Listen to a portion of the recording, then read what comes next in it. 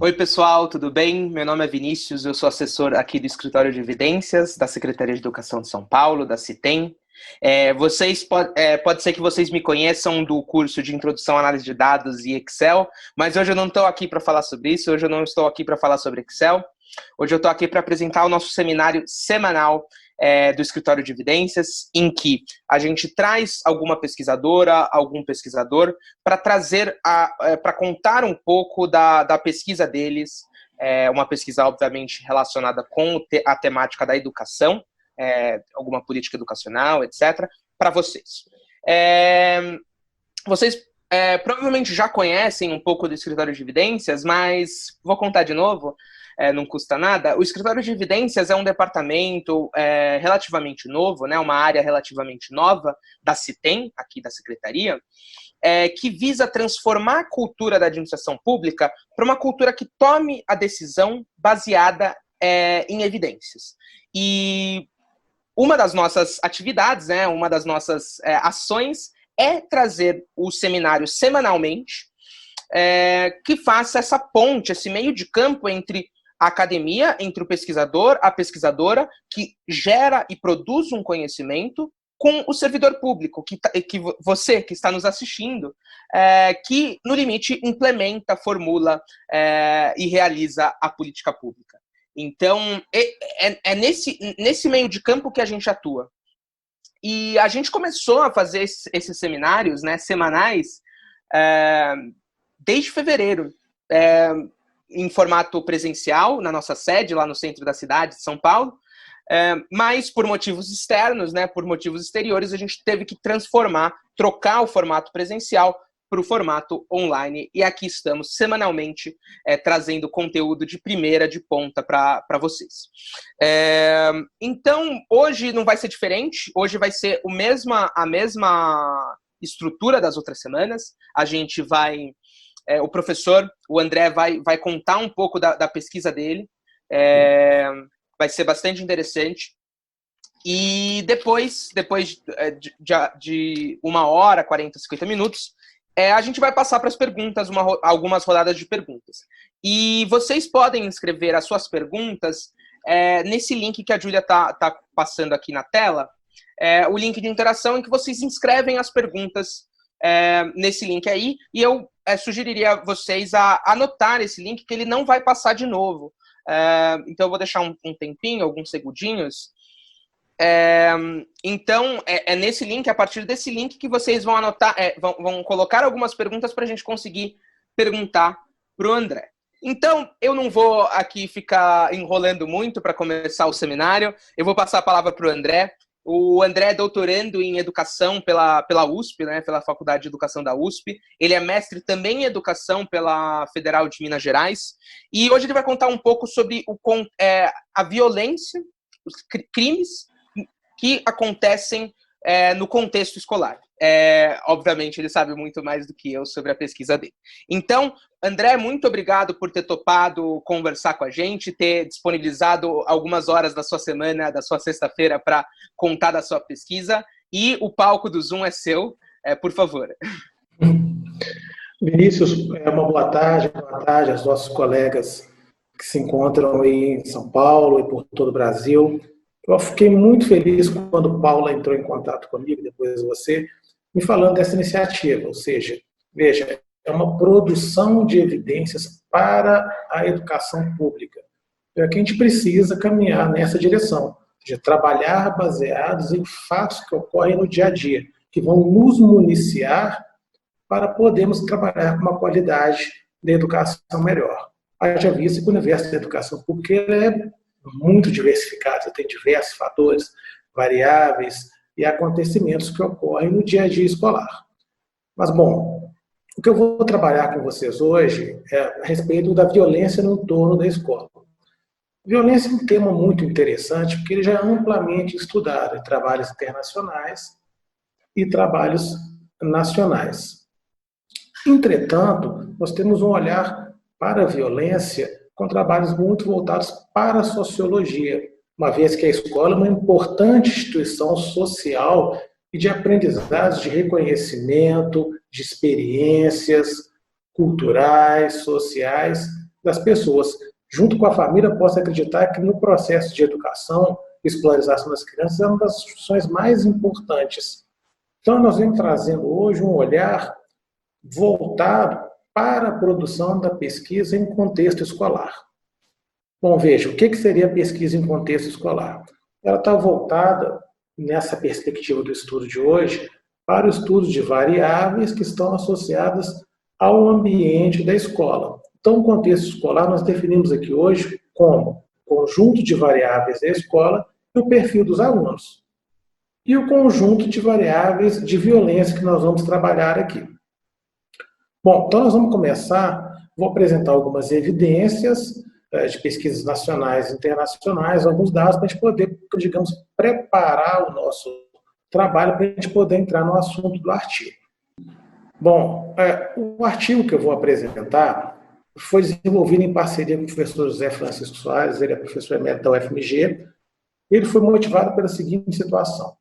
Já havia na UFMG um trabalho consolidado no que diz respeito às variáveis que interferem na aprendizagem e na dinâmica escolar. Entretanto, nós percebemos que havia uma lacuna nesse trabalho quando nós considerávamos boletins de ocorrências, ou seja, violências que ocorrem documentadas por registros oficiais de órgãos públicos, que é uma importante evidência. Nós verificamos que havia a presença dessas informações no debate. Contudo, os trabalhos que envolvem o estudo do contexto escolar, que são conhecidos na literatura também como efeito escola, como eficácia das escolas, eles trabalham com um conjunto de variáveis que tem como objetivo central identificar qual que é a influência dessas variáveis, destes fatores, digamos assim, na aprendizagem do aluno. E nós encontramos e achamos e conversamos que a violência seria um fator importante a ser incluído nesse debate, uma vez que ela é presente no espaço escolar. E constantemente nós temos visto o aumento desta violência em uma escala maior.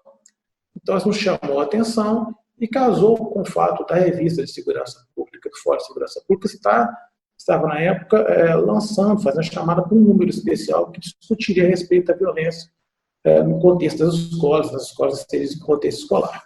Então, veja, a primeira evidência que eu estou trazendo, eu vou trazer as primeiras evidências de 3 pesquisas.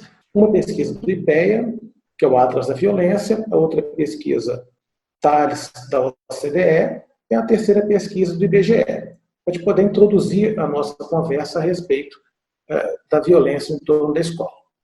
Veja, o que o Atlas da Violência está nos dizendo? De 2019, pesquisa recente, 35.783 jovens entre 15 e 29 anos no país foram vítimas de homicídio.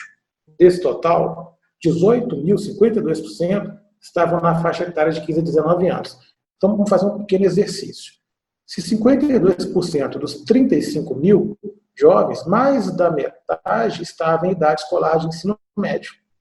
Perceba, de 15 a 17 anos, mas você tem alguns que geralmente estão atrasados, que o ensino médio tem essa característica de meninos que ainda estão fora da faixa etária, então você percebe que você tem um grupo de mais da metade de jovens que foram vítimas de homicídio dentro da idade escolar do ensino médio.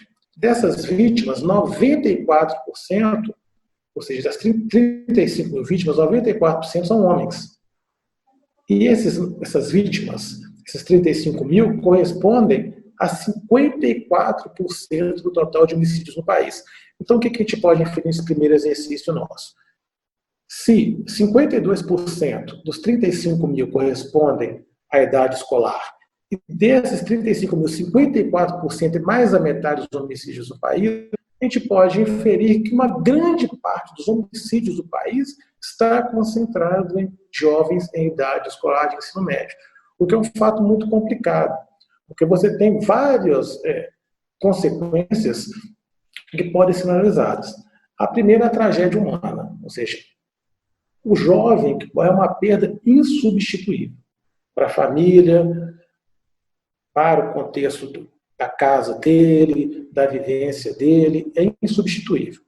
Há um outro impacto, e esse em relação à transição demográfica. Veja bem, o país ele está passando por um processo muito acentuado de transição demográfica. Se há 40 anos atrás as mulheres tinham 6 filhos, com uma taxa de fecundidade de 6 filhos, tinham 6 filhos em média, hoje a taxa de fecundidade é 1,7. Então as mulheres estão tendo menos de 2 filhos. Se você perde jovens para homicídios, para o crime em idade escolar, você perde força de desenvolvimento do país. Então, ou seja, num contexto em que a população está envelhecendo, a nossa força produtiva de melhorar a situação do país, melhorar a situação do próprio jovem, juventude, do próprio desenvolvimento social, a gente está perdendo esta força para os homicídios.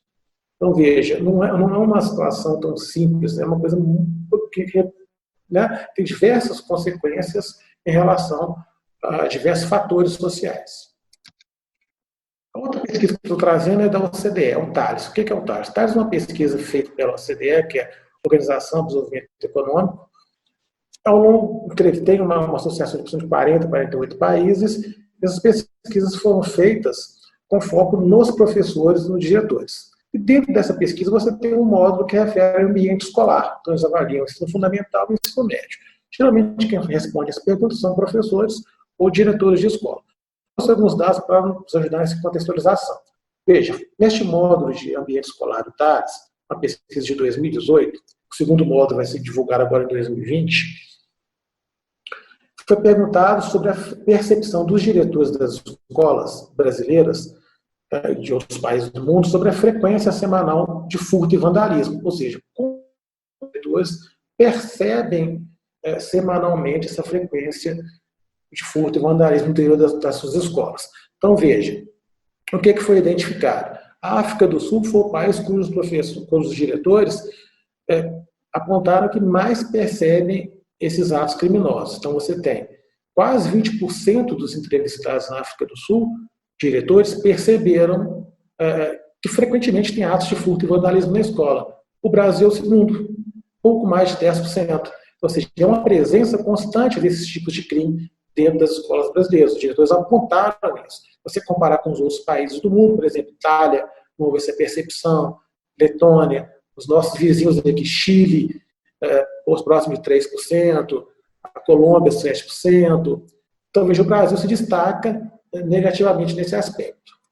Esses são dados de anos finais do ensino fundamental. Parece que São Paulo fala Fundamental 1, outros estados Fundi 1, então é relacionado a alunos que entre 10 e 11 e 14 anos.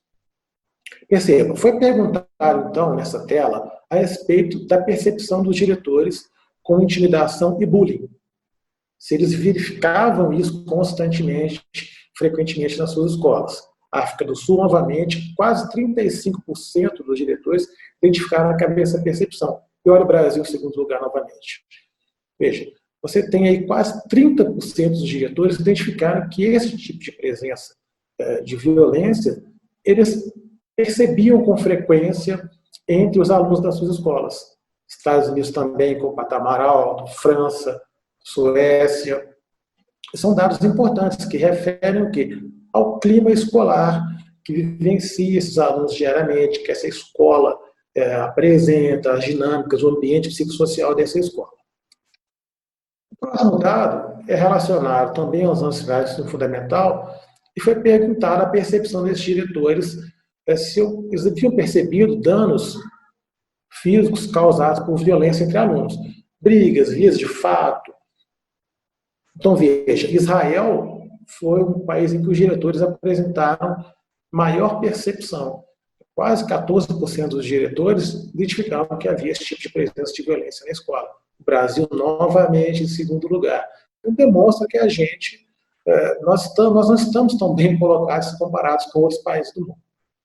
Com o ensino médio, o Brasil apresenta, então, uma situação um pouco mais agravante. Você percebe que são menos países avaliados, mas o Brasil, na percepção de vandalismo e furto no ensino médio, é o primeiro assim, disparado se comparado com os outros países. Quase 10% dos diretores identificaram essa percepção. Bullying, o país novamente à frente do ensino médio, que os diretores identificaram que há uma percepção de intimidação ou bullying entre os jovens, eles detectaram que há uma frequência, né, entre os jovens nas escolas, que um ato de bullying ou intimidação de colegas. E violência entre os alunos, os diretores do ensino médio brasileiro também apresentaram maior expressão entre os países investigados, no quase 6% dos diretores apontaram que há percepção de violência entre alunos e danos físicos. Bom, então veja, a próxima pesquisa que eu trouxe para a gente poder contextualizar é o PENSE. O que eu penso? A pesquisa do IBGE teve 3 edições, e ela é a pesquisa de saúde nacional de saúde escolar. Então, você tem vários modos que identificam essa pesquisa: alimentação, segurança, desenvolvimento. E você tem um modo de segurança, ele trouxe uma importante observação que 8,6% dos alunos relataram que as aulas foram suspensas ou interrompidas por motivo de segurança em decorrência de atos violentos. De 9% dos alunos investigados. Se você contar em termos de Brasil, para a pesquisa amostral, você vai identificar que são muitos alunos que relataram esse envolvimento. Mas, bom, veja, 100% dos entrevistados relataram que se sentiram humilhações ou provocações dos colegas. E 15%, quase 6%, foi o foco na aparência. Então, isso quer dizer o quê? Você tem atos de bullying, todos os entrevistados perceberam atos contra a pessoa. Ou seja, corpo, foco na aparência, são aqueles deboches que parecem, a princípio, naturalizados, mas que não são no final. Que levam a um sentimento de opressão, a um caso de depressão. Né? Então, ou seja, a percepção de que o bullying na escola é muito forte é grande. E 15% afirmaram que eles não compareceram à escola por algum motivo de segurança no trajeto da escola. Ou seja, isso já entra no nosso trabalho de hoje. Ou seja, se 15% dos entrevistados afirmaram que não se sentiram seguros no trajeto ou na escola, alguma coisa está acontecendo. Há 20, 30 anos atrás, a gente tinha mais segurança. As famílias enviavam as crianças para a escola com mais segurança. Hoje em dia, essa pesquisa já está apontando que já não é tão simples assim. Então, veja, qual é o objetivo do nosso estudo? O título é A Violência na Análise do Contexto das Escolas Públicas. Nós utilizamos evidências da Rede Estadual de Minas Gerais para trabalhar com este tema. Então, qual que é o objetivo, os 2 objetivos principais? Analisar a associação da violência no entorno das escolas com o contexto escolar e traçar, em termos de características sociodemográficas, o perfil dos envolvidos nos registros de ocorrência. Quando eu falo associação de violência no entorno da escola, o artigo trata de um fenômeno que a gente chama de community violence, é violência na comunidade. O que é esse community violence? É um tipo de violência que acomete locais públicos e acometem as pessoas que passam e transitam por aqueles locais. Então, o que seria um exemplo de community violence? Briga na porta da escola é community violence? É community violence. Por quê? Porque há uma intenção deliberada de uma pessoa intentar contra a outra. Pode haver, em alguma forma, vítimas? Pode. As vítimas podem ser ou os envolvidos ou pessoas que estão naquele local por algum motivo e acabam sofrendo consequências daquela violência. Tiroteio na porta da escola é community violence? É community violence. Então, ou seja, como que a gente pode captar isso? As pesquisas brasileiras, violência na escola, não conseguem, na sua abrangência, captar, porque a gente não tem estatísticas que trabalham especificamente com este fenômeno. Nós buscamos uma estratégia de utilizar boletins de ocorrência policiais, que são os registros oficiais, que pudessem captar esse movimento da community violence em torno das unidades escolares. Bom, como eu já observei, a pesquisa foi feita nas escolas estaduais de Minas Gerais, e no seu contexto considerou o entorno da escola como contexto socioespacial, socioeconômico e cultural. O que seria isso? Esses espaços, eles designam e caracterizam pessoas, alunos e famílias e populares que convivem, que estudam ali, que fazem as compras ali, que conversam, que se socializam, que trabalham, ou seja, que tem a sua vida no entorno da escola. Geralmente é a comunidade escolar que envolve aquela escola, que caracteriza esse contexto socioespacial, socioeconômico e cultural. Bom, qual foi o foco do estudo? São os delitos previstos pelo Código Penal, ou seja, o Código Penal Brasileiro de 1940, e você tem outras leis que são associadas a ele. Como que nós obtivemos esses registros? A partir dos boletins de ocorrência dos órgãos de segurança de Minas Gerais. Majoritariamente, quem executa os boletins de ocorrência é a PM, assim como em todo o país, que é a primeira força policial que faz a intervenção inicial em qualquer ato que leve a gerar um registro, um boletim de ocorrência.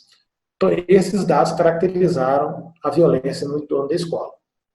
Mas para a gente poder analisar qual a influência dessa violência na escola, nós tivemos que buscar, então, informações de indicadores escolares que permitissem caracterizar as informações dos delitos previstos pelo Código Penal, dos boletins de ocorrência, com as características das escolas. Então, a gente tive que buscar dois tipos de indicadores: os boletins de ocorrência e as características das escolas. As características das escolas, buscamos indicadores educacionais desenvolvidos pelo INEP, que é o órgão oficial do governo que trabalha com as estatísticas educacionais. Bom, eu pensei como é que eu iria descrever a utilização dos dados de boletins de ocorrência. Então, eu fiz um pequeno esquema, vou trabalhar isso com cuidado para vocês compreenderem como é que isso foi feito.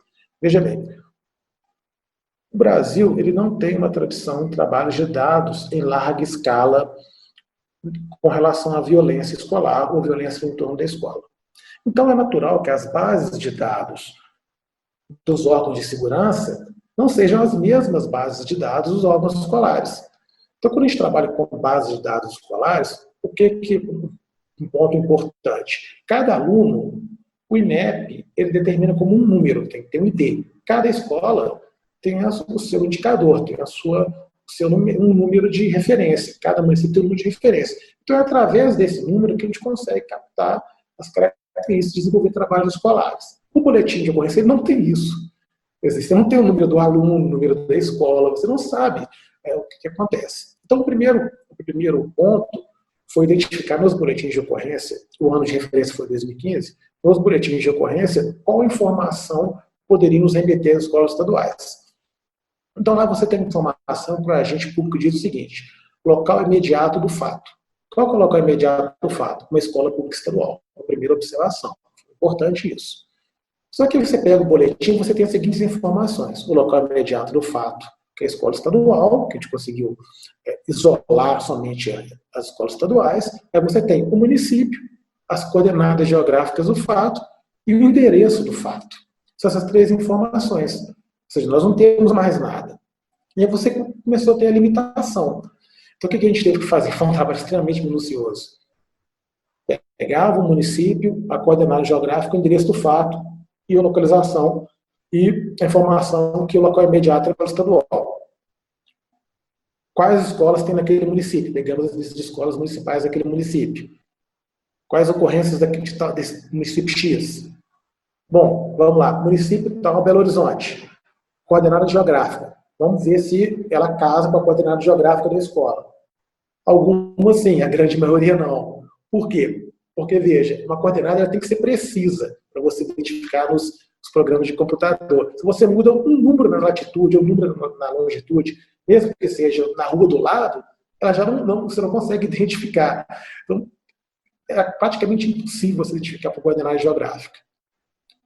O que nos ajudou foi o município e o endereço do fato. Então, o que nós tivemos que fazer? Pegar as escolas daquele município, as ocorrências, e buscar nos serviços de localização, Google Maps, Google Earth, e lá manualmente, a escola tal, a ocorrência aconteceu aonde? Nessa escola X? Então é aqui, ela faz parte dela. Aconteceu na rua de trás? Então está no entorno da escola. Aconteceu 2 ruas atrás? Está no entorno da escola. E aí nós conseguimos identificar o grande número de ocorrências. Foi um trabalho muito laborioso, praticamente manual, que tivemos que fazer recorrentemente essa verificação dessas ocorrências nesses locais. E após todo esse trabalho, ainda tinha uma limitação. Em locais no interior, você tem um regionalismo da fala das pessoas. Então, por exemplo, você via no seguinte boletim: a ocorrência no local imediato do fato escola estadual, mas ela aconteceu na Rua da Matriz. a matriz seria a igreja. Em frente o bar de fulano. O bar de fulano é em frente à escola, mas... Então, assim, pelo regionalismo da fala local, que naturalmente os populares falam, bar de fulano, casa de não sei quem, matriz, e aí você tem essa dificuldade. Então, é mais uma dificuldade. Então, depois de todo esse trabalho laborioso, como que nós conseguimos identificar? Uma escola ela tinha várias ocorrências. Então, você imagina que uma escola tem 5 ocorrências, percebendo do lado aí da tela. 5 ocorrências. Só que ainda você tinha uma dificuldade. Como é que a gente ia ligar essas ocorrências à escola tal? Porque você não tem o número da escola.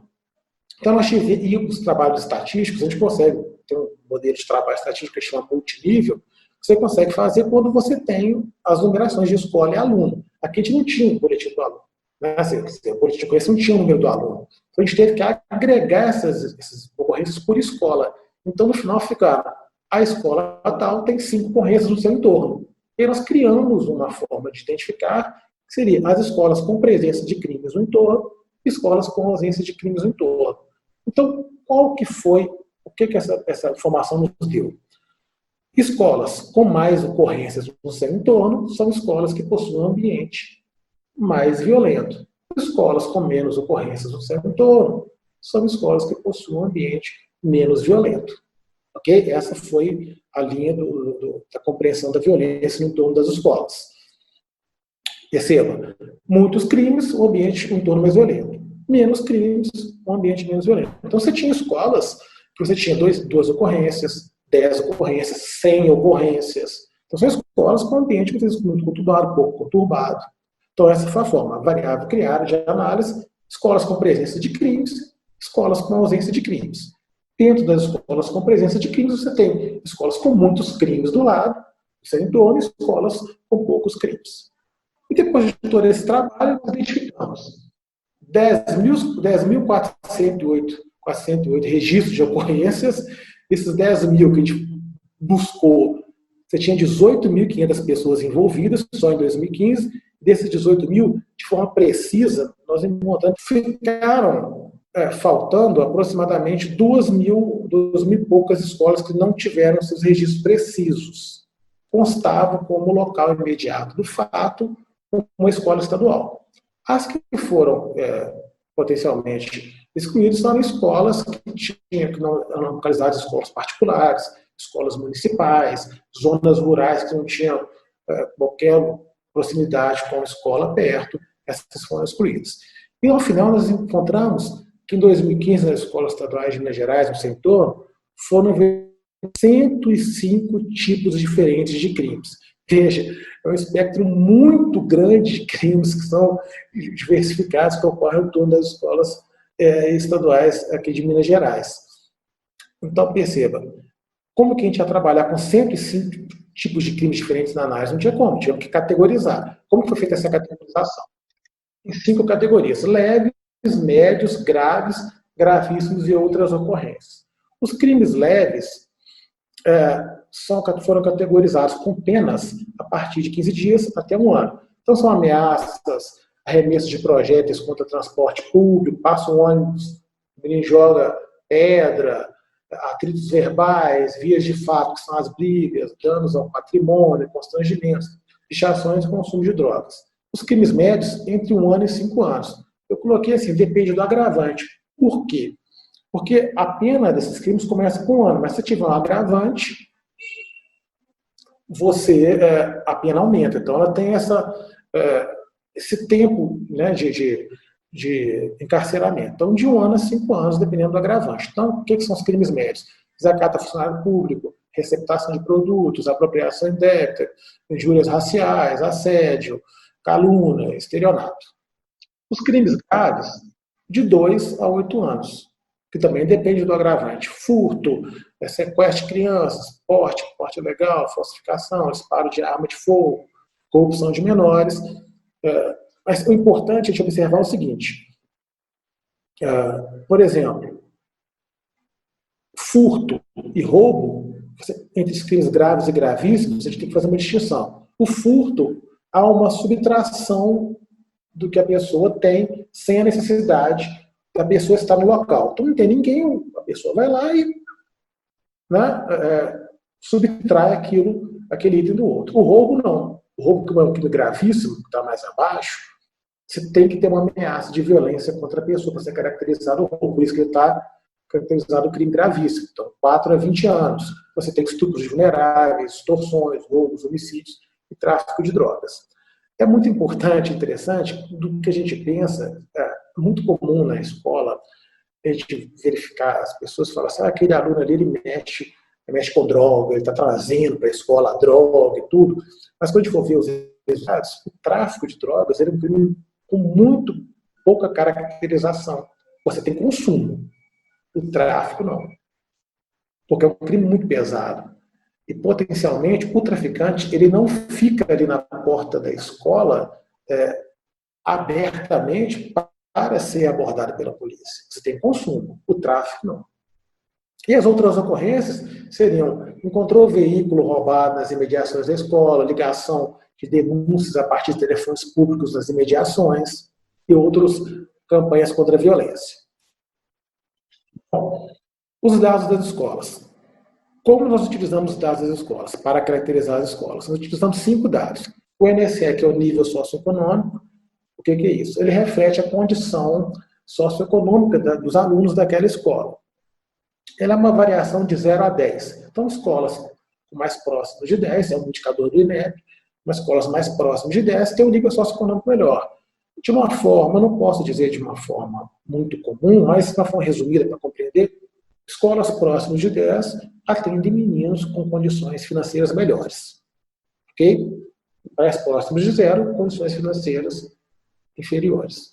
A regularidade docente é uma variável que aponta, que mede a estabilidade do professor na escola. Então, ou seja, escolas, nós trabalhamos com uma variação de 0 a 10, originalmente era de 0 a 5, nós parametrizamos de 0 a 10. De 0 a 10, então, escolas com uma regularidade docente próximo de 10, elas apontam o quê? Que o quadro de professores daquela escola é mais estável. Os professores, eles não saem tanto da escola, não há troca de professores constantemente. Tem professores lá que dão aula há muitos anos, aumentando o contato com alunos, escola, que isso é muito interessante para um perfil escolar. Trabalhamos também com a complexidade de gestão da escola. O que esse indicador quer dizer? É um indicador de 5 níveis, nível 1 são escolas menos complexas e o nível 6 níveis, o nível 6 são escolas mais complexas.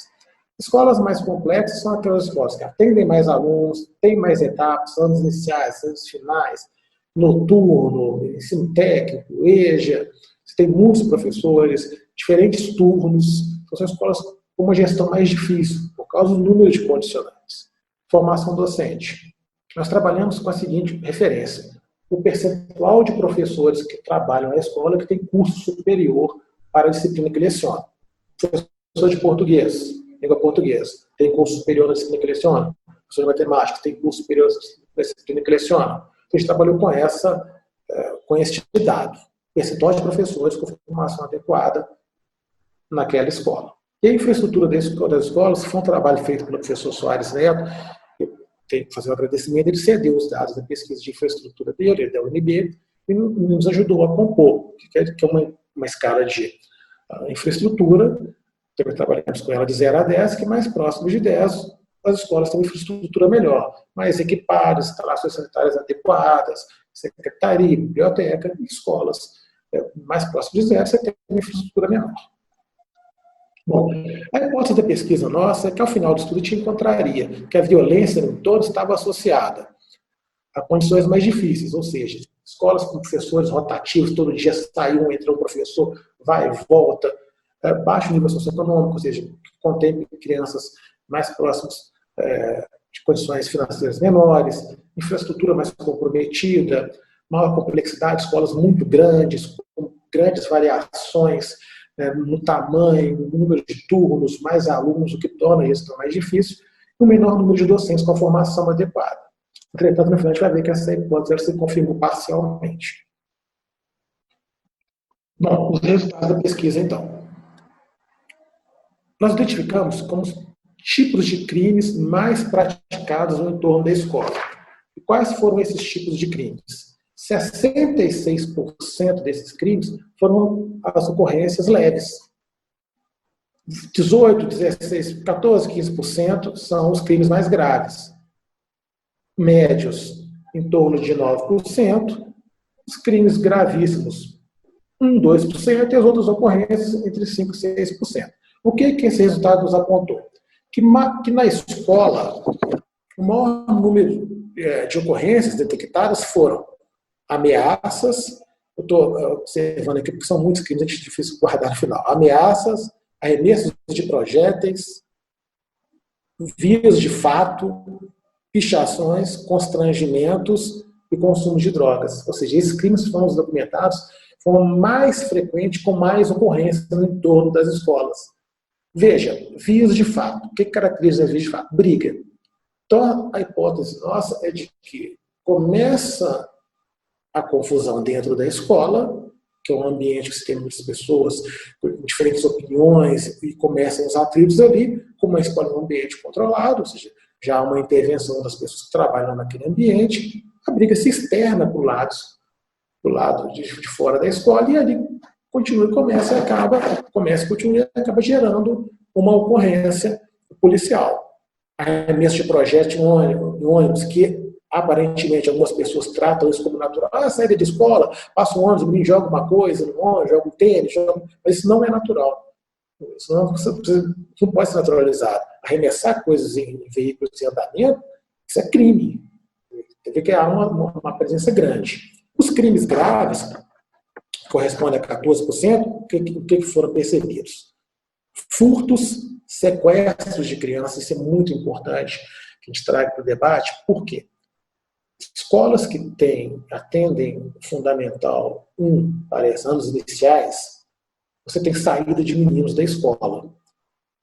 Então, geralmente os pais vão buscar as vans, e naquela saída de menino para a escola, buscar meu filho, você vai buscar o seu, pega ele também, e a pessoa acaba se descuidando, e aí, naquela criança, acaba sendo levada por uma pessoa que não é a indicada para estar ali naquele momento. Na mesma época, eu conversando com pessoas do Conselho Tutelar, o que é comum de acontecer também, que a gente pensa que não acontece, mas acontece. Brigas conjugais, ou seja, o cônjuge separa do outro, e aí ele vai na escola e pega a criança para levar para a casa dele. E aí o outro, como a escola não é comunicada, a pessoa acaba ficando em desespero e aciona os órgãos de segurança pública, e aí é o sequestro de crianças. Corrupção de menores, abusos de incapazes e disparos de armas de fogo. Os crimes médios, eles caracterizam desacato a funcionários e receptação, apropriação indébita, receptação, injúria racial, sexual, estelionato.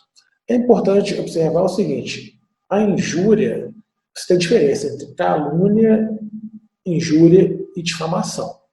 Veja, não são crimes iguais. A calúnia é quando a pessoa inventa que outra pessoa o terceiro realizou um crime.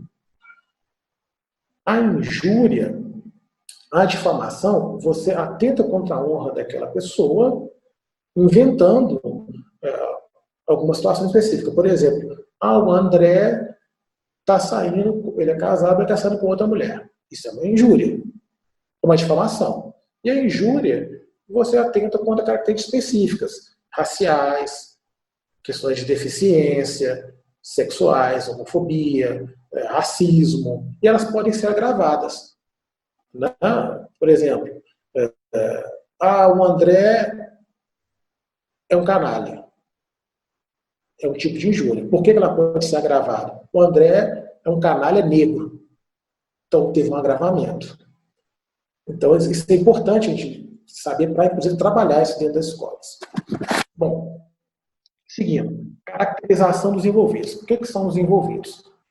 São os autores, coautores, suspeitos e vítimas. Os autores são pessoas que praticam os crimes, os coautores são os que participam da prática do crime, os suspeitos é que têm alguma relação com esse crime, e as vítimas são as pessoas que sofrem o ato do crime. Então, veja, quase 50% dos boletins de ocorrência quase 50% dos envolvidos foram identificados como autores, e como vítimas. Eu não tenho como dizer que são os mesmos números de pessoas, variam, mas foi uma presença muito significativa.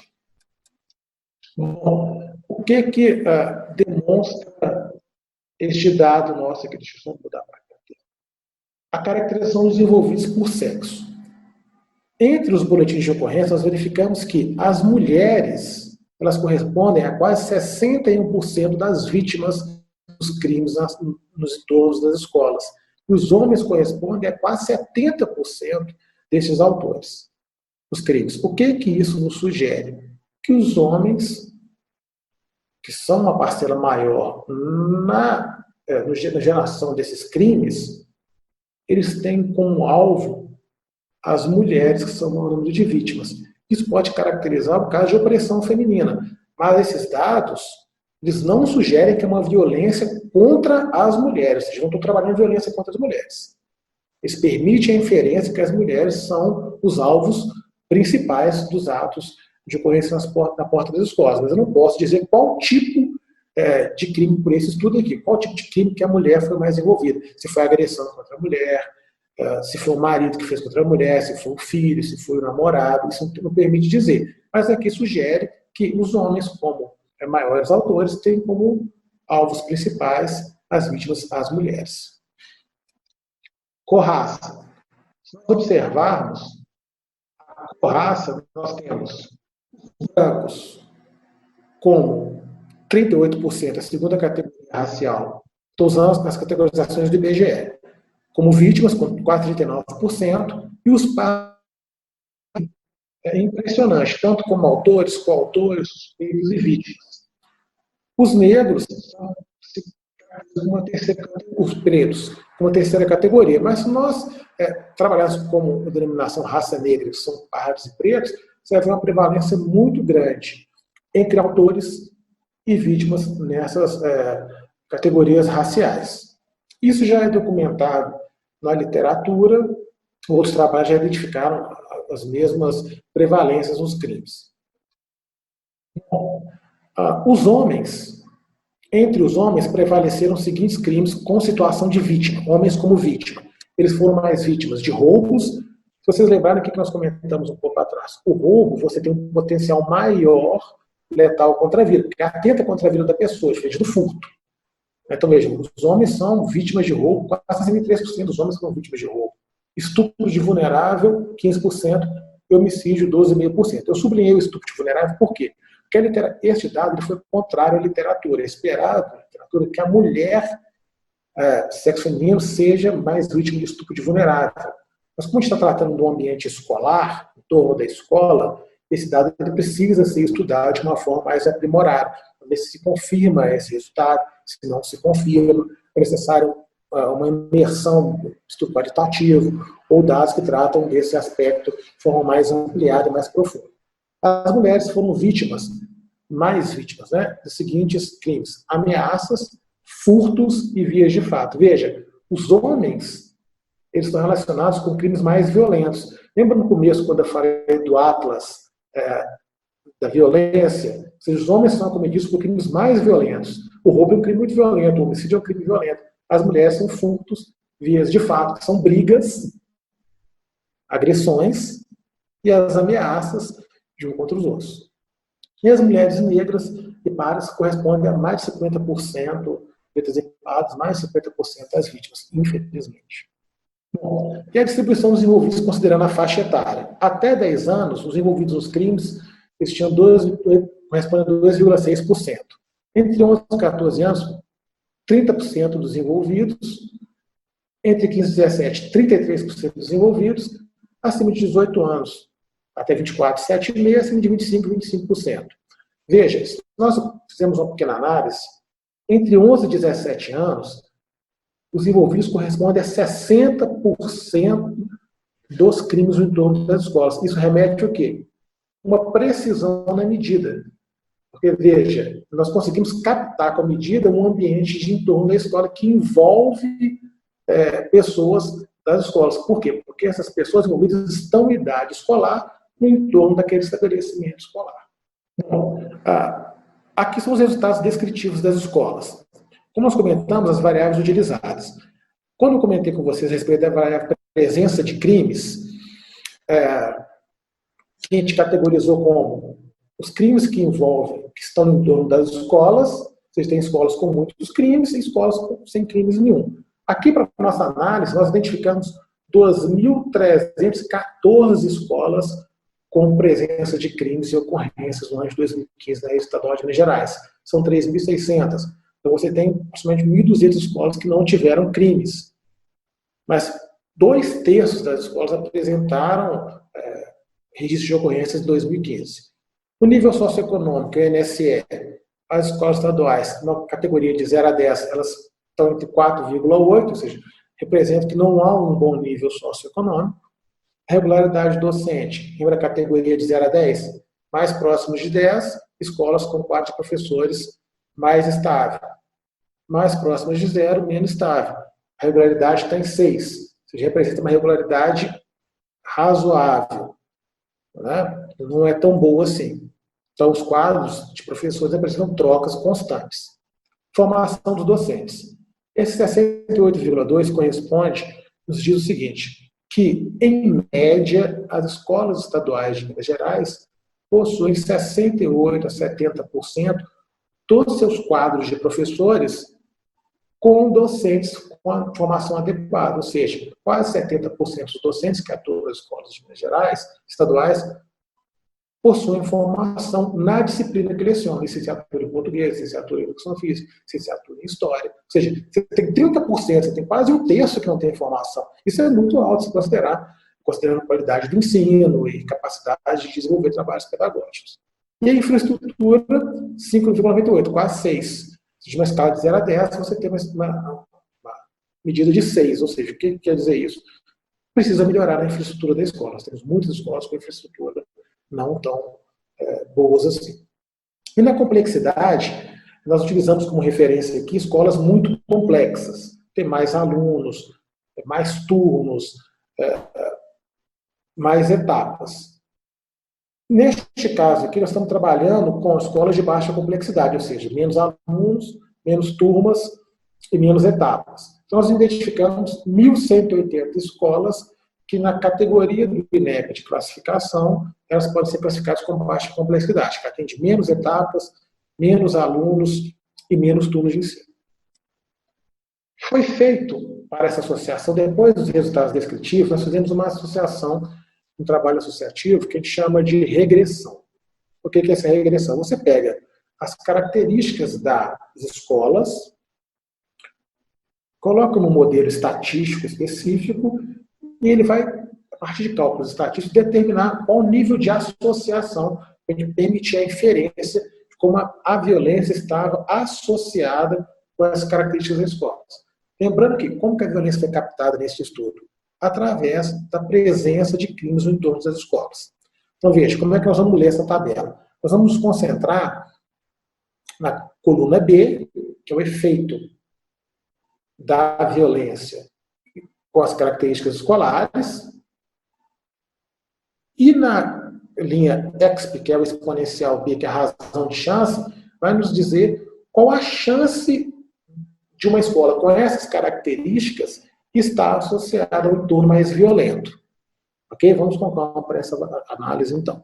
Então, a primeira linha está assim, baixo INSE. E razão de chance, 2,54. O que está nos dizendo? Que escolas, antes de começar essa análise, é importante observar. Vamos ter em mente o número 1 como referência.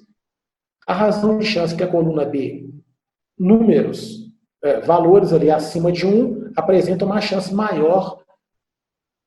Então, chance menor que 1 demonstra uma prevalência menor da ocorrência de crimes no entorno das escolas. Então, o que nós identificamos ali? Na primeira linha, nós temos o baixo INSE. Então, a razão de chance é 2,54. O que isso quer dizer? Que escolas que atendem alunos mais pobres, com condições econômicas menores, têm 2,54 a mais chances de ocorrer crimes. Em termos, traduzindo em termos percentuais, ele tem, se 1 é a nossa referência, você tem 2,54, você tem 154% mais chance de ter crimes no entorno das escolas que atendem pessoas com baixo nível socioeconômico. Ou seja, escolas que atendem meninos mais pobres têm 154% mais chance de ter crimes de ocorrência no seu entorno. A baixa regularidade, 1,25. O que isso quer dizer? Escolas cujos professores são mais rotativos apresenta, uma é a referência, apresenta 25% mais chances de ter crimes em seu entorno. A baixa formação, veja que é diferente, ela está menos do que 1. Então, a chance de ocorrer crimes em escolas cujo quadro de professores é formado por docentes com formação inadequada é menor. Então, veja, traduzindo, escolas cujos professores não possuem formação adequada à disciplina que lecionam, o seu entorno tem menos crimes. Nós vamos discutir isso daqui a pouco. Então, veja, escolas de meninos atendem meninos com condições menores economicamente, tem mais chance de acontecer crime. Escolas com professores mais rotativos, tem mais chance de acontecer crime. Escolas que possuem professores menos formados, têm menos chance de acontecer crime. Olha a diferença. Com relação à baixa complexidade, veja, 3,57. O que isso aponta? Que escolas menos complexas, menos turnos, menos alunos e menos turmas, têm 257%, lembra que o número 1 é referência, 3,57%, 257% mais chances de ocorrerem casos de violência no seu entorno. Nós vamos discutir isso daqui a pouco. É esperado que escolas mais complexas tivessem esse entorno mais difícil, mas aqui não, que demonstrou que escolas menos complexas têm um entorno mais difícil, mais violento. E a infraestrutura corresponde a 1,6, ou seja, 60% mais chances de escolas com menor infraestrutura aparecerem crimes no seu entorno. Então, escolas mais mal equipadas, mais depredadas, com situações mais difíceis, têm uma chance maior de ter atos violentos no seu entorno. A constante é um parâmetro estatístico utilizado no cálculo. Então, vou para nossas discussões.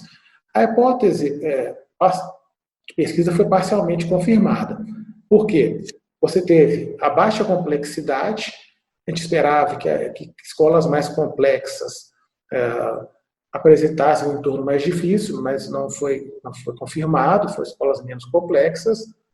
Eu esperava que escolas cujos professores fossem mais bem formados apresentassem situação mais difícil, mas apresentassem situação menos difícil. Mas foi ao contrário. Escolas cujos professores não possuem formação adequada é que apresentaram um contexto mais simples. Isso demonstra que escolas cujos professores são mais bem formados possuem diferença do seu entorno. Então, veja, alguns trabalhos apontam relações entre situações de desordem verificadas na ociosidade dos alunos em decorrência da ausência de professores. Então, o que quer dizer isso? Remete à regularidade. Se você tem uma regularidade menor nas escolas, o que acontece? Você tem professores trocando de posições constantemente, e no que os professores trocam de posição constantemente, sempre há uma vacância do cargo. Então, depende da rede, período de contratação, ou seja, professores que contratam, sai um professor da escola hoje até designar outro para o lugar, você tem um período de se mandar a vaga para a secretaria, até essa vaga voltar a ser analisada. Então, a vacância ela pode levar à desordem. Essa desordem pode gerar casos de violência na área externa, que começa uma briga na escola, naquele período sem professor, a situação pode caminhar para um nível pior fora.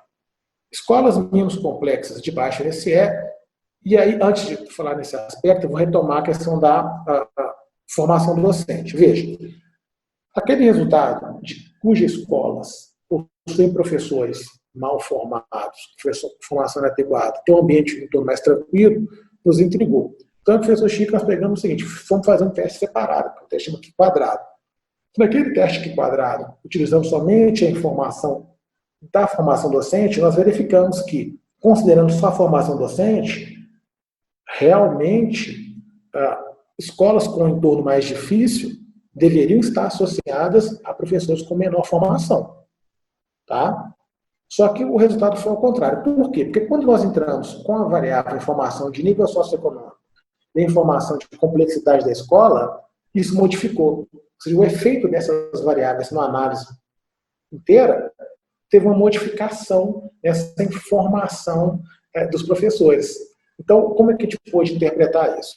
Escolas menos complexas e de baixo nível socioeconômico estão situadas em espaços mais distantes, em periferias, em municípios mais distantes, e que potencialmente podem ser espaços mais degradados. Então, nessa situação, depois de considerar essas duas variáveis, é razoável a gente supor que os docentes que residam no entorno da escola, então regiões mais distantes, municípios mais distantes, que você não tem uma faculdade de formação de professores perto, você não tem concursados que possam atuar naquelas regiões que isso acontece em redes muito grandes, os professores que atuam, moram no bairro, que atuam na localidade, se dispõem a trabalhar naquelas escolas, porque é mais perto de casa, que você já tem a vaga potencialmente garantida, porque outros não querem ir para lá por serem locais mais longe. E por isso, é razoável supor que esses professores que moram na localidade conheçam as pessoas da comunidade e tratem melhor as situações de conflito, que essas pessoas tenham reciprocidade com esses professores e essas pessoas daquela escola naquele local. Mas precisa ser investigado, pesquisa qualitativa, e nessas escolas, verificar como que é o ambiente, é um bom material para pesquisa. Escolas que atendem menos alunos e possuem menos etapas, por estarem localizadas em regiões mais afastadas dos grandes centros, podem apresentar condições de segurança e atenção por parte das autoridades menores. Mas é uma situação que precisa ser investigada. O que isso quer dizer? Quando nós identificamos que escolas com baixa complexidade têm um entorno mais violento, a gente imagina que escolas maiores estão localizadas, em sua grande maioria, não é uma regra, mas é uma prevalência maior, em grandes corredores de ônibus, nos centros das grandes cidades, mais próximos da movimentação. Então, ali você tem uma vigilância maior de órgãos policiais, uma vigilância maior da guarda municipal que passa a todo momento, você tem uma presença maior de pessoas circulando naquele local. Em regiões mais afastadas, tem escolas de bairro, escolas em municípios menores, o policiamento, a vigilância em torno daquela comunidade, em torno daquele local, ela pode ser diminuída. Então, aí você cria um ambiente de prevalência maior para a ocorrência desses fatos. Mas o outro princípio precisa investigar, porque nós estamos trabalhando com dados de boletim de ocorrência. Quando a gente fala em escola, a gente tem que ir qualitativamente para verificar o que está acontecendo, passar um tempo lá no período de imersão para ver como que é a movimentação da escola. Mas é um dado que sugere isso.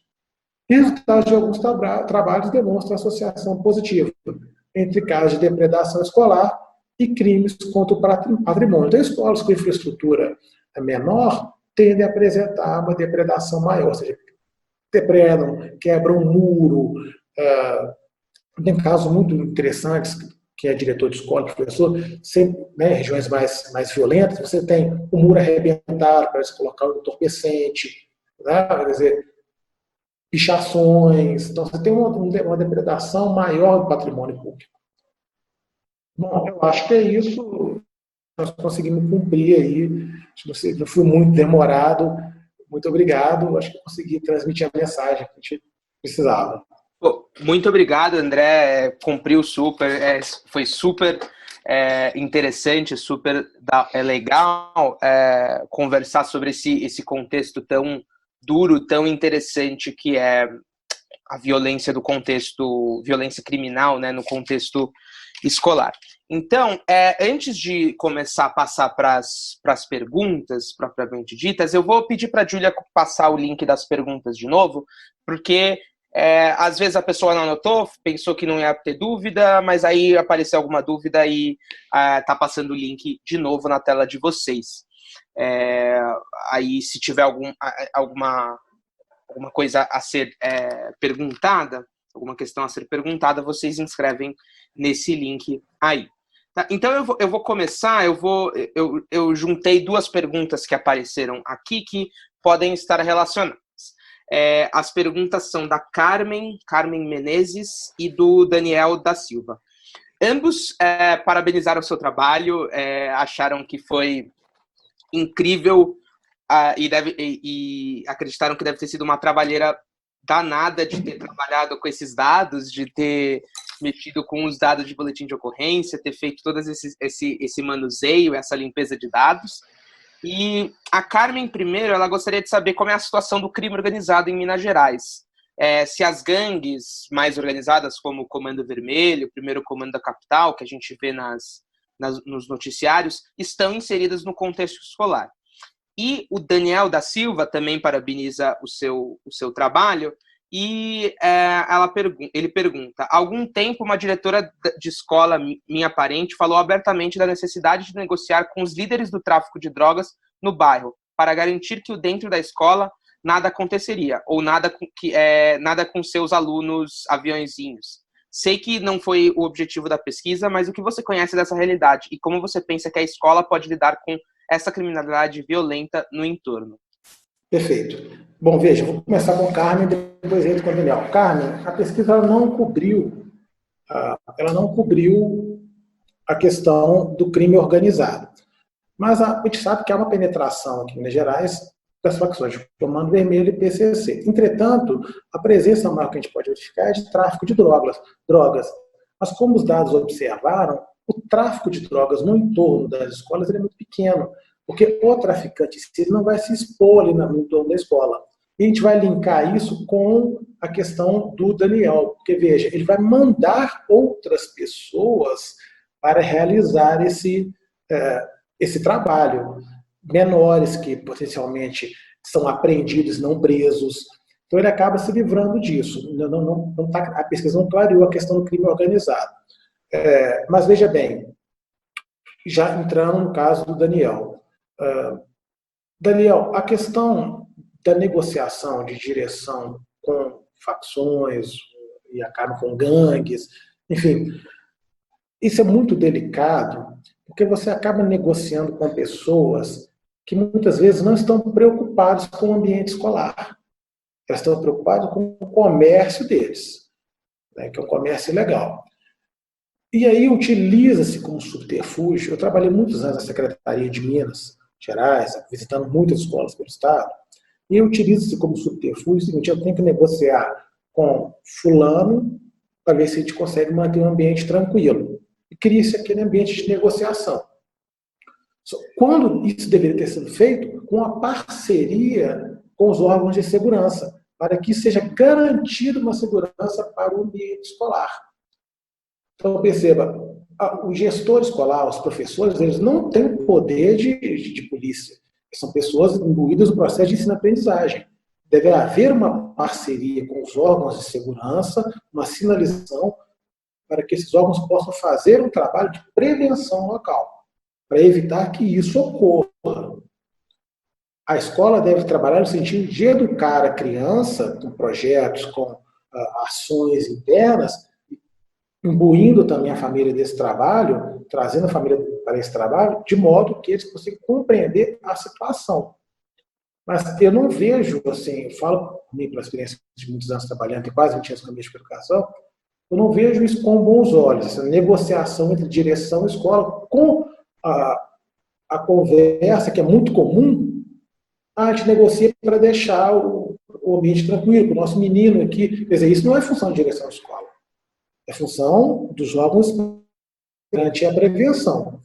Então, ou seja, se há um acontecimento isso em determinadas escolas, é sugerido que seja feita uma política de prevenção junto com os órgãos de segurança, mas isso precisa ser feito com dados, e esse é um problema que a gente tem com dados de violência na educação. Você não tem esses dados muito esclarecidos. Ou seja, escolas que têm uma prevalência grande, especializada, dos órgãos de segurança. Mas isso é possível na medida que identifique que aquela localidade precisa disso. Porque muitas vezes acontece o seguinte, Daniel.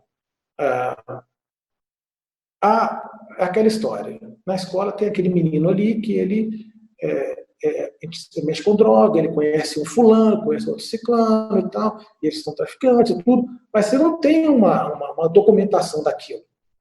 Fica no conhecimento da pessoa ou da comunidade. Veja, se você perceber no boletim de ocorrência, os dados de tráfico são baixíssimos, 1,9%. Você tem um dado de consumo.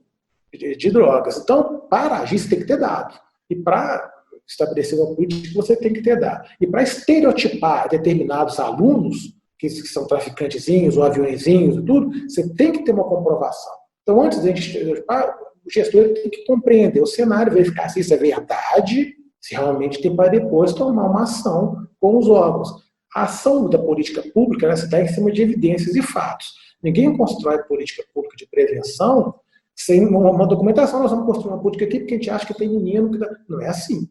Né? Quer dizer, para o gestor falar, ele tem que ter comprovação. É claro que ele te respeita o conhecimento dele do ambiente escolar, óbvio, isso tem que ser respeitado porque é uma pessoa eleita ou então indicada para aquele local, mas para intervir nessa questão da violência, de violência de crimes graves, você tem que ter informações precisas para isso. E a negociação com determinadas pessoas, eu fico um pouco, a gente tem que ter um pouco de cuidado, que você pode acabar sendo envolvido em alguma coisa que no final você não vai conseguir se libertar disso. Com certeza, André. Acho que as políticas públicas precisam ser baseadas em evidências, né? E trazendo aqui para o lado do escritório de evidências, é para isso que a gente está aqui. Eu vou fazer uma pergunta do Cícero Rodrigues. Ele fala: boa tarde, André, muito obrigado pela apresentação, muito esclarecedora, parabéns pelo trabalho. Ele pergunta se é possível pensar no órgão, na instituição educacional da escola como um ponto de apoio, principalmente para as vítimas. Ele pensa em algum contexto de crimes que tenham baixa notificação e a escola apoia a vítima e incentive a vítima a notificar.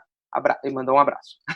Cícero, obrigado. Veja, se eu entendi bem, vamos trabalhar na seguinte situação. Crimes de baixa notificação. Quais que seriam os crimes de baixa notificação?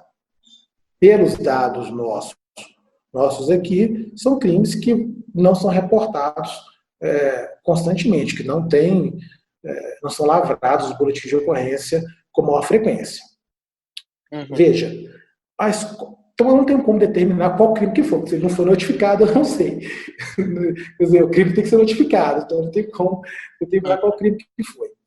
O ponto de apoio da escola, a escola é uma instituição para ter uma função primordial, dentre todas as outras, mas a primordial é ensinar o menino, trabalhar os conhecimentos que o menino precisa sair, passar toda a educação básica, aprendendo, desenvolvendo suas capacidades cognitivas, as suas capacidades, o seu saber fazer, as suas habilidades, e operacionalizar esse conhecimento na sua vida social, na sua vida familiar, no trabalho, no período posterior, na universidade, se for o desejo dele.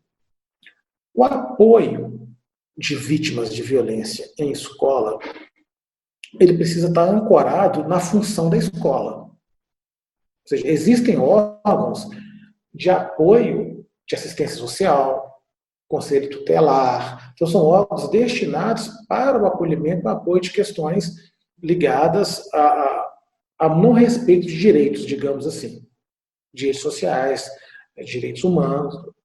A escola tem que estar imbuída do processo, da função dela, que é ensinar. Eventualmente, esse processo de auxílio também está imbuído no reconhecimento de valores. A escola também trabalha os valores. É uma dimensão muito forte na escola. Só que esse trabalho, ele não pode ser feito dissociado do ambiente da aprendizagem, para que o aluno realmente consiga compreender o que foi ensinado e utilizar a habilidade do processo de ensino-aprendizagem naquela situação de auxílio à pessoa. Então, veja, nós vamos trabalhar aqui uma cultura contra a violência feminina. Um debate muito sério e muito importante na sociedade atual. Então, a escola se mobiliza, nós vamos fazer um seminário, um projeto contra a violência feminina que a gente verificou aqui na comunidade.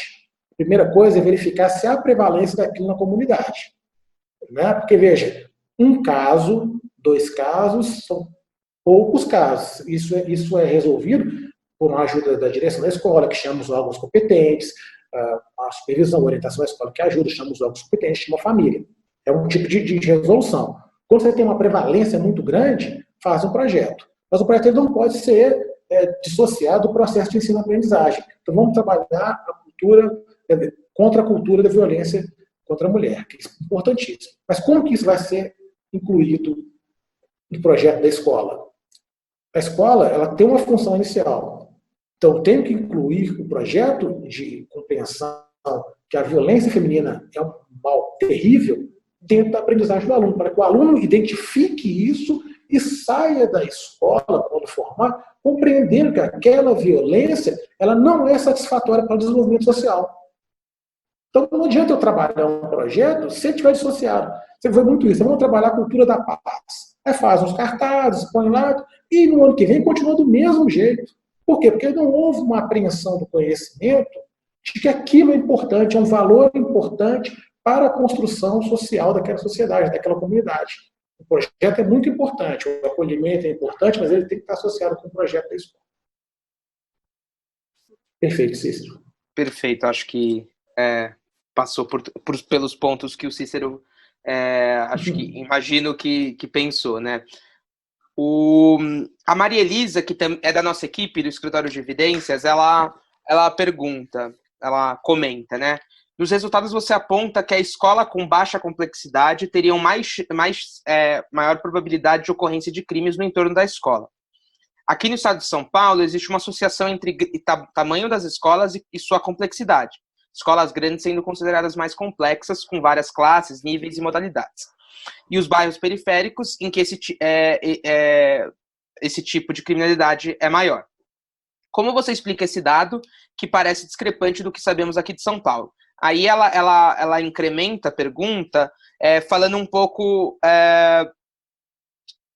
sobre as escolas menos complexas estarem em entornos mais violentos e pode ser que estejam relacionadas com um contexto rural, que estejam mais afastados do centro urbano do município. Então, acho que é meio nessa linha que é a pergunta da Maria Elisa. Maria Elisa, veja, a hipótese de pesquisa nossa, ela convergia para isso, né? A gente esperava que escolas mais complexas apresentassem um contexto, um entorno mais difícil. Quer dizer, a pesquisa, quando a gente inicia ela é uma caixa de surpresas, ela vai aparecendo as evidências, a gente vai elaborando e discutindo isso dentro das evidências junto com a literatura. A gente esperava, na hipótese inicial, que as escolas maiores, pelo tamanho, pelo número de pessoas, número de profissionais, pela diversificação, crianças pequenas, jovens, adultos, diferentes modalidades, estão atuando. O que o resultado demonstrou foi difícil. E nós convergimos para aquilo que você comentou. Escolas mais distantes do centro, nós estamos falando de uma realidade estadual, ou seja, o que seria distante do centro? Interiores, igual você comentou, zonas rurais, ou escolas, que aqui em Minas Gerais, a rede é um pouco diferente. Escolas localizadas em locais de menor acesso, então, escolas menores localizadas em bairros mais violentos, condições de pobreza, são escolas mais tímidas, menores, que atendem aquela comunidade local.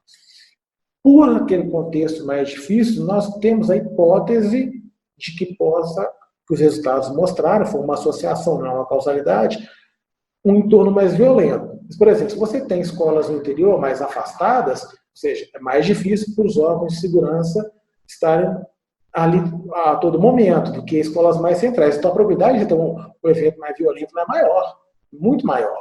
Quer dizer, você está por conta das pessoas daquele local. Escolas localizadas em áreas mais difíceis, bolsões de pobreza, áreas reconhecidamente mais violentas, você tem um entorno mais difícil, são escolas um pouco menores. A gente supõe, né?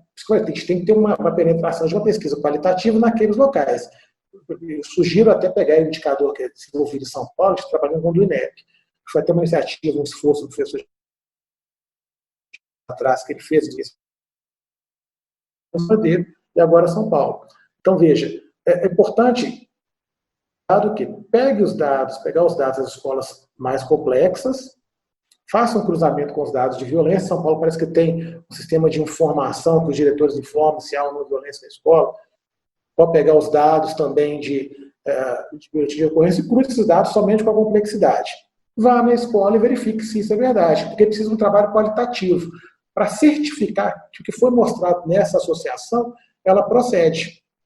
Porque a regressão demonstra um contexto. Né? Você tem conjunto de variáveis que são associadas, o modelo estatístico ele trabalha com isso. Mas é necessário, principalmente na questão da formação e da complexidade, que foram as hipóteses não confirmadas, que vá qualitativamente e faça uma observação daquilo que foi verificado na parte estatística, que foi verificado em loco na parte qualitativa. Pode ser que São Paulo você tenha um resultado diferente. A gente teria que trabalhar com os dados dos boletins de ocorrência de São Paulo. É uma rede muito maior, você tem N especificações, você tem forma de contratação de professores diferentes, você tem uma forma a complexidade é diferente, você tem escolas com projetos diferentes, você tem escola integrada em um, tem escola integrada no outro, você tem N variáveis que podem levar ao agravamento ou redução dessa violência. Mas é importante o quê? Nesses casos que a hipótese não foi confirmada, ir em loco e verificar o que está acontecendo. Acho que foi isso, ou teve mais alguma coisa que a Elisa perguntou que eu não contemplei? Não, fechado. Acho que é isso, sim. E eu vou passar para a nossa última pergunta, infelizmente, a da Elizabeth Maria, da Administração Central.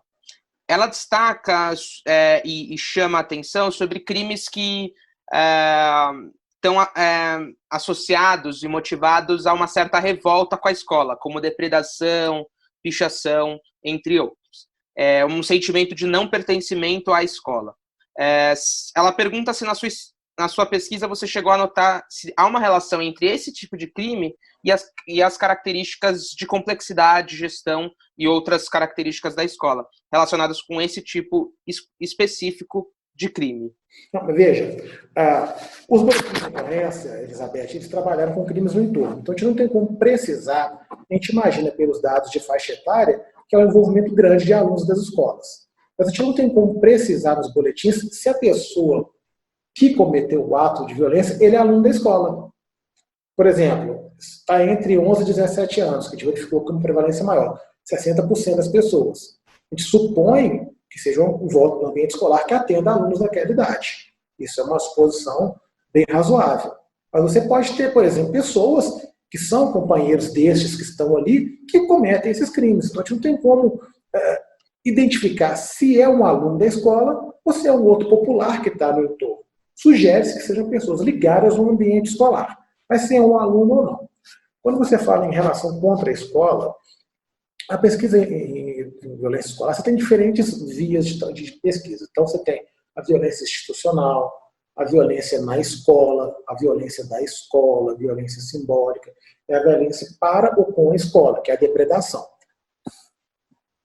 Sugere-se nessas pesquisas que o aluno não se sinta pertencente à escola. Quando eu falo pertencente, é que ele não se encontra naquele lugar. Ele vai porque é obrigado pela lei, a família tem que colocá-lo na escola.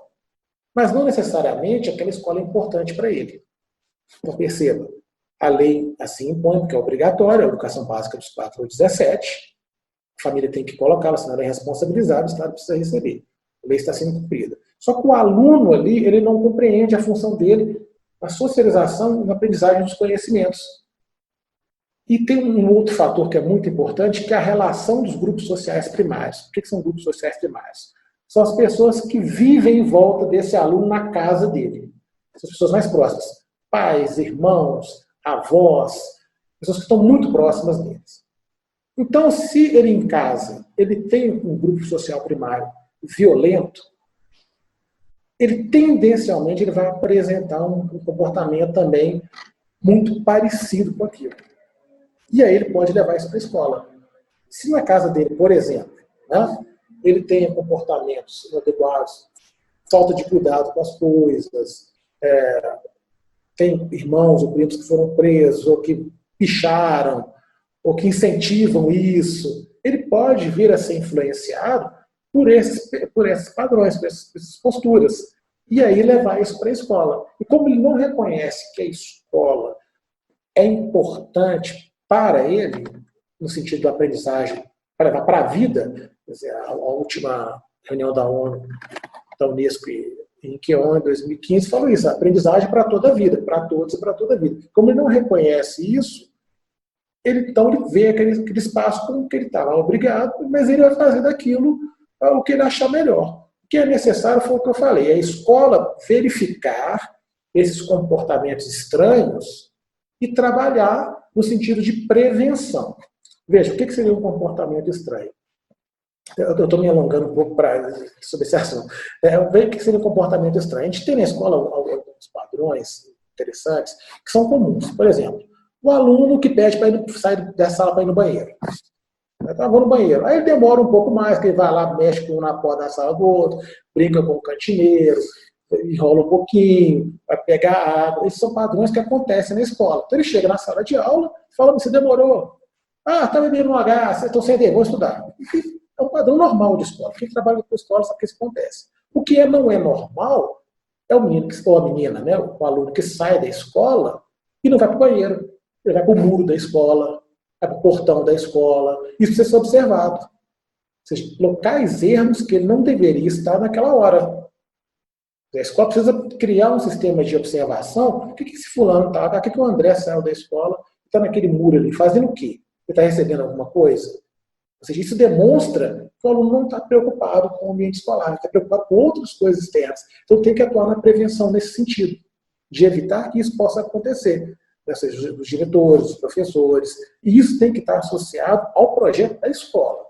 Não pode simplesmente chegar lá, sai do muro e vir para cá. Não é assim. Aconteceu uma vez, aconteceu duas, porque tem uma coisa estranha. Nós temos que ver. E isso vai coibindo esses problemas de pichação.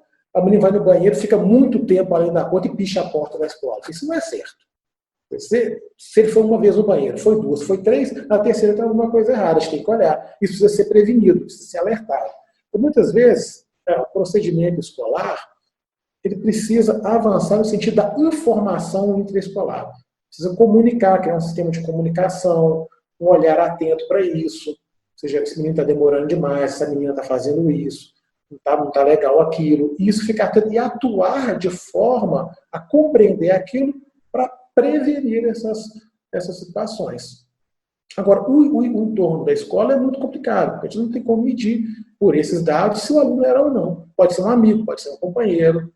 Inclusive, tem uma situação que é muito importante, orientar as pessoas que trabalham na manutenção da escola, cantineiras ou merendeiras, pessoas que trabalham na área de limpeza, porteiros, para identificar se há alguma movimentação estranha.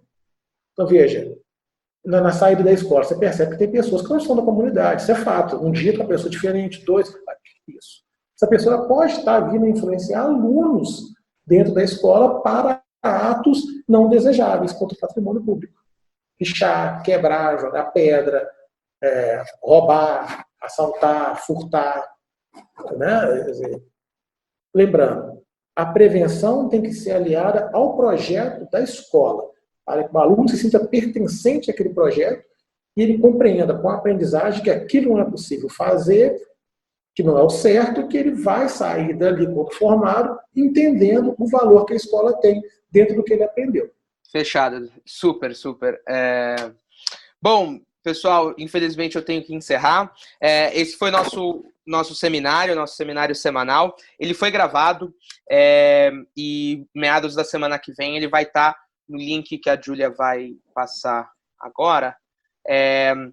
Bom, nesse site, nesse link, tem todos os seminários que a gente fez em formato online, estão lá. E meados da semana que vem vai estar esse seminário que foi dessa sexta-feira aqui, dessa semana. E eu vou passar outro link aqui na tela de vocês, que é o link de avaliação. A gente é formado, atua com base em evidência. Então, a gente quer sempre melhorar, e é nesse link, nesse formulário, que a gente pede uma avaliação. Você conta um pouco pra gente o que você achou, o que você gostou, o que você não gostou, o que você quer ouvir, nesse link aí, que tá na sua tela. Então, por favor, respondam esse formulário pra gente cada vez melhorar ainda mais. Tá bom? Então, André, eu vou te liberar, porque eu sei que imagino que sua semana seja muito, muito cheia. Então, muito obrigado pela participação, pelas suas palavras. É uma temática muito importante. Tenho certeza que para todos foi muito esclarecedor. Então, muito obrigado pelas palavras e pelo seu tempo de contar um pouco sobre isso. Eu que agradeço a oportunidade e parabéns ao Estado de São Paulo nessa iniciativa tão valorosa e importante para a educação pública. A gente precisa disso, trabalhar com dados que nos deem a compreensão do fenômeno que está acontecendo. A partir daí, seguimos em frente. Obrigado, Show. Pessoal. Valeu. Foi ótimo. Então, até a próxima, até a semana que vem, pessoal, que semana que vem tem outro seminário. Tá bom? Tchau, tchau.